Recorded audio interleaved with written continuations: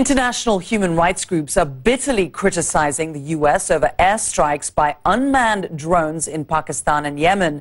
Amnesty International and Human Rights Watch say that some of the attacks may amount to war crimes.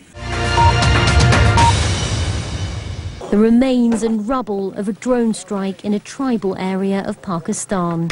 The unmanned aircraft attack from the skies. The US has been using this method to target and kill terror suspects for a number of years. But there's growing concern about innocent civilians who are also dying in these strikes. Amnesty International analysed 9 such attacks in Waziristan, northwest Pakistan. It found that men, women and children appear to have been unlawfully killed or injured.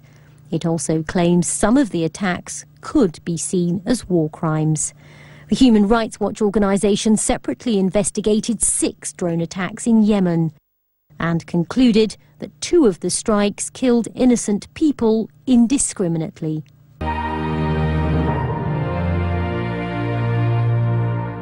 This is the family of Mamna Bibi. They say the 68-year-old mother and grandmother was killed in a U.S. drone strike in October of last year.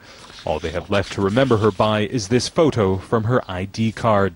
Mamna Bibi's son, Rafiqul Rahman, says these x-rays show the injuries sustained by his children when the U.S. drone fired its missile near their home in the village of Gundakala in North Waziristan. The United Nations says during that 9-year period, more than 2,000 people have been killed in drone attacks, and at least 400 of those are believed to be civilians. It's difficult to get accurate figures because the CIA's drone program remains secretive. But that's unlikely to prevent Pakistan's Prime Minister Nawaz Sharif, a vocal opponent of drone strikes, from bringing up the issue with President Barack Obama when the two meet on Wednesday.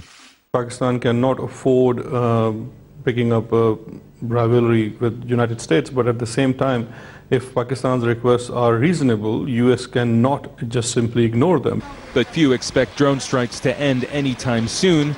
Earlier this year, President Barack Obama called the strikes lawful and part of a legitimate campaign against terrorism.